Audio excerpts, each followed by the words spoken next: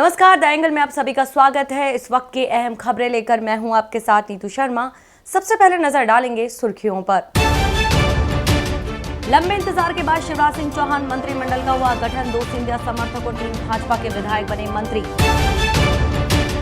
स्वास्थ्य मंत्रालय ने कोरोना वॉरियर्स के लिए बनाया मास्टर डेटाबेस। पिछले 24 घंटे में 705 मरीज हुए ठीक। राजस्थान में संक्रमितों की संख्या में हुआ इजाफा। राजस्थान में गहलोत सरकार का बड़ा फैसला। रैपिड टेस्टिंग किट से रोकी गई जांच। कोरोना पॉजिटिव मरीजों को भी बता रहा था नेगेटिव। और चिकित्सा मंत्री रघु शर्मा के पुत्र को लेकर गरमाई प्रदेश की सियासत। भाजपा ने सरकार पर लगाए गंभीर आरोप। कोरोना महासंकट के बीच पाकिस्तान ने खुद को फाइनेंशियल एक्शन टास्क फोर्स की ग्रे सूची से हटाए जाने के लिए बड़ा दांव खेला है। इमरान खान के नेतृत्व वाली सरकार ने 1800 आतंकियों को चुपके से निगरानी सूची से हटा दिया है, जिसमें मुंबई हमलों का मास्टरमाइंड और लश्कर ए तैयबा का कमांडर जकीउर रहमान भी शामिल है। पाकिस्तान ने यह हरकत ऐसे समय पर की है जब जून महीने में FATF की बैठक होने वाली है। FATF ने पाकिस्तान को 27 बिंदुओं पर एक्शन लेने के लिए जून तक का वक्त दिया है।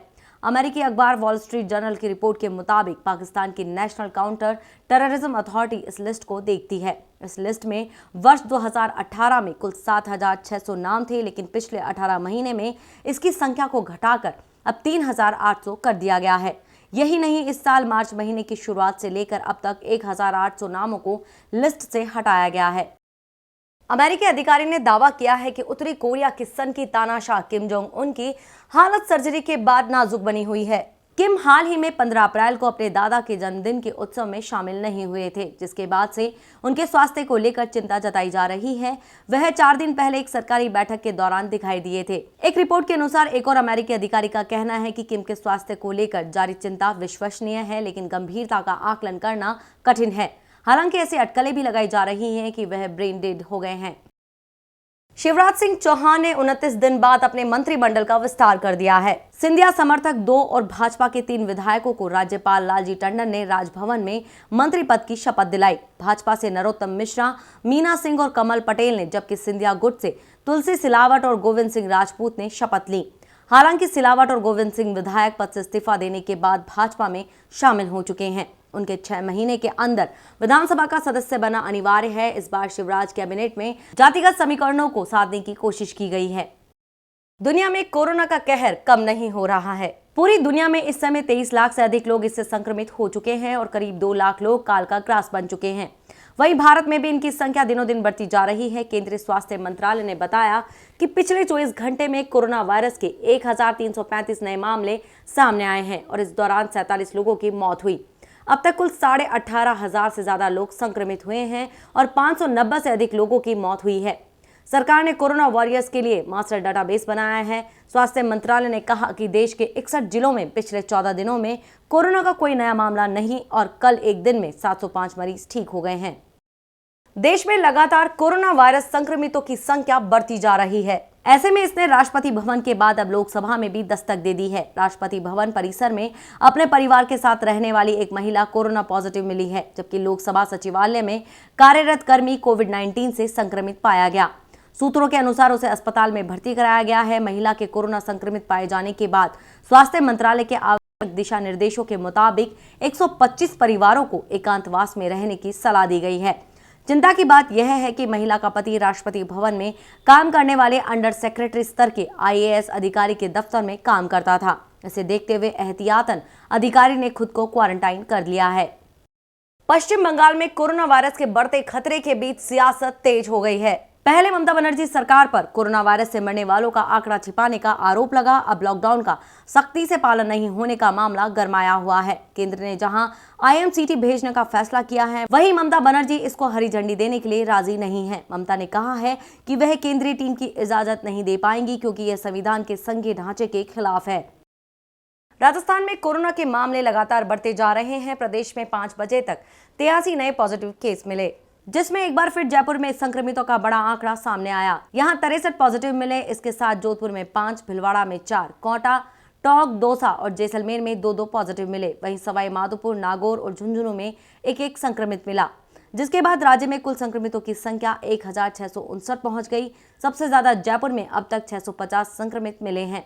इसके अलावा जोधपुर में 312, भरतपुर में 102, कोटा में 108, टोंक में 98, बांसवाड़ा में 61, नागौर में 62, जैसलमेर में 48, झुंझुनू में 40, बीकानेर में 37, भीलवाड़ा में 32 मरीज मिले हैं। राजस्थान में कोरोना से अब तक 24 लोगों की मौत हुई। इसमें सबसे ज्यादा 13 मौतें जयपुर में हुई। राजस्थान में अशोक गहलोत सरकार ने रैपिड टेस्ट किट में कमी के चलते एंटीबॉडी रैपिड टेस्ट रोक दिया है। राज्य के स्वास्थ्य मंत्री रघु शर्मा ने कहा कि किट के गलत परिणाम सामने आ रहे हैं, जिसकी वजह से राज्य में एंटीबॉडी रैपिड टेस्ट रोक दिया गया है। स्वास्थ्य मंत्री ने आगे कहा कि किट के इस्तेमाल में हमारी तरफ से कोई प्रक्रियागत चूक नहीं हुई है। यह kit Indian council of medical research द्वारा भेजी गई थी और हमने इसकी सूचना ICMR को दे दी है। डॉक्टर शर्मा ने बताया कि रैपिड टेस्टिंग किट का प्रभाव जानने के लिए विभाग ने माइक्रोबायोलॉजी की हेड और मेडिसिन विभाग प्रमुख के नेतृत्व में कमेटी बनाई थी। इन किट्स की एक्यूरेसी 90% होनी चाहिए थी, लेकिन कमेटी की रिपोर्ट के अनुसार एक्यूरेसी 5.4% ही आ रही है। उन्होंने बताया कि टेस्टिंग के समय ICMR की तापमान सहित अन्य गाइडलाइन का पूर्णतया पालन किया गया था। जितनी ज्यादा टेस्टिंग होगी उतनी ज्यादा हकीकत की जानकारी हमको मिलेगी। ये बात को ध्यान में रखते हुए हमने कहा कि PCR टेस्टिंग किट्स हमारे पास जितनी मात्रा में अवेलेबल होनी चाहिए थी नहीं थी। हालांकि हमने अभी उसके भी पर्याप्त मात्रा में ऑर्डर किए हैं प्रिक्योरमेंट के, लेकिन एक टेस्ट रैपिड टेस्ट किट जो था, इससे हम बल्क में लोगों के बीच में टेस्ट करके और जो लोग सिम्टोमेटिक हो सकते थे उनको आइडेंटिफाई करने के लिए इस टेस्ट को हमने उपयोग में लेना उचित समझा।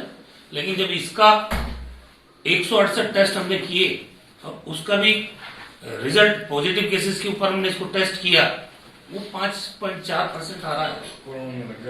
फिर कोरिलेशन जब सही नहीं है तो इस टेस्ट को आगे करने में क्या फायदा है। हमने इसलिए ICMR को भेजा है कि आपने जो टेम्परेचर की गाइडलाइन है या और भी प्रोटोकॉल इस टेस्ट को करने के लिए निर्धारित किए थे, राज्य सरकार ने बिना उसको कॉम्प्रोमाइज किए ये टेस्ट किए हैं और परिणाम सामने है। तो फर्दर हम इसको करें नहीं करें, ये हमने ICMR को लिख के भेजा। चिकित्सा मंत्री रघु शर्मा के बेटे को लेकर इस समय अजमेर की राजनीति गर्म हो गई है। दरअसल चिकित्सा मंत्री के पुत्र अपने आप को किसी मंत्री से कम नहीं समझते हैं। जब ही तो अजमेर कलेक्टर परिसर में चिकित्सा मंत्री रघु शर्मा के पुत्र सागर शर्मा के सामने जिला प्रशासन बोना नजर आया। जरा ये तस्वीरें देखिए, ये है सागर शर्मा। राजस्थान के चिकित्सा मंत्री रघु शर्मा के पुत्र जो जिला प्रशासन की प्रेस वार्ता में ऐसे मौजूद हैं जैसे चिकित्सा मंत्री खुद हों। राजस्थान के अजमेर में सत्ता का खौफ ऐसा कि चिकित्सा मंत्री रघु शर्मा के पुत्र सागर शर्मा की गाड़ी के लिए कलेक्टर की गाड़ी ही हट गई और लग गई मंत्री पुत्र की गाड़ी।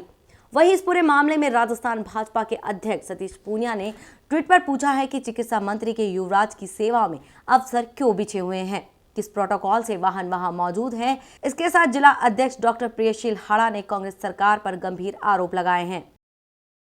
राजस्थान में वैश्विक महामारी को राजनीति का किस तरीके से अस्त्र बनाया है कांग्रेस पार्टी ने, कि उनके विधायक जिस तरीके से अफसरशाही पर रौब गालिब करते हैं और गाड़ी रोकने पर, लॉकडाउन का उल्लंघन करने पर जब जवाब मांगा जाता है तो उसका जवाब आता है उस निष्ठावान, ऊर्जावान और ईमानदार अफसर के तबादले के रूप में।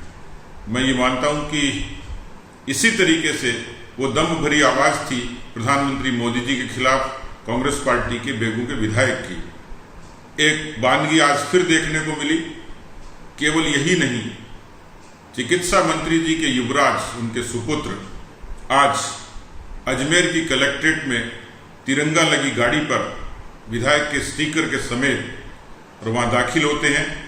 उनको सरकारी अमला रिसीव करता है, सी ऑफ करता है और केवल इतना नहीं, वो उस कलेक्ट्रेट में एक प्रशासनिक अधिकारी के बगल में कलेक्टर के पास बैठकर, जिसमें पूरे प्रशासनिक अधिकारी होते हैं, उनके साथ बैठकर वहां प्रेस कॉन्फ्रेंस को एड्रेस करते हैं।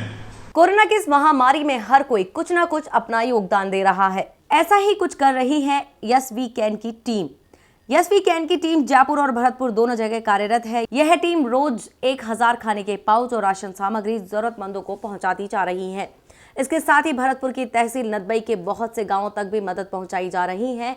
जयपुर टीम के जितेंद्र बाड़ीवाल ने बताया कि टीम घर घर जाकर लोगों को साबुन और सैनिटाइजर पहुंचा रही है। इसके साथ ही पुलिस और टीचर, पंचायती विभाग को सैनिटाइजर और हाथ साफ करने के साबुन बांटे गए हैं।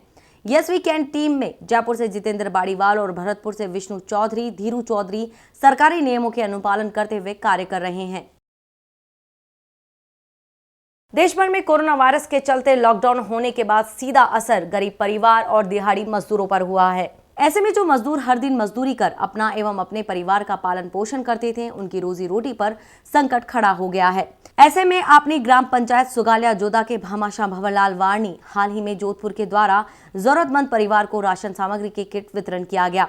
इस मौके पर ग्राम विकास अधिकारी हमीर खां, सरपंच सीता देवी गोस्वामी सहित बड़ी संख्या में लोग उपस्थित रहे। भामाशाह परिवार का ग्राम विकास अधिकारी हमीर खां और सरपंच सीता देवी ने आभार व्यक्त किया।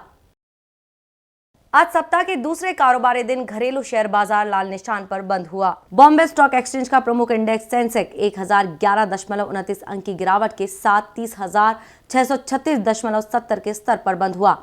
वहीं नेशनल स्टॉक एक्सचेंज का निफ्टी 280.40 अंक की गिरावट के साथ 8,981.45 के स्तर पर बंद हुआ।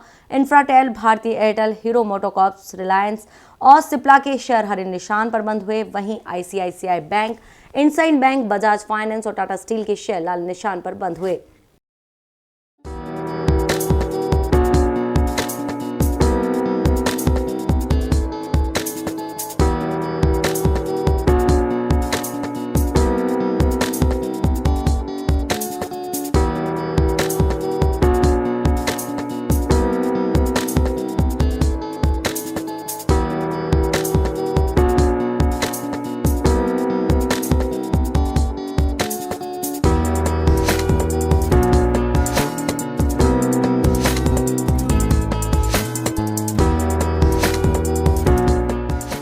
खबरों का सिलसिला यूं ही जारी रहेगा। देखते रहिए द एंगल। नमस्कार।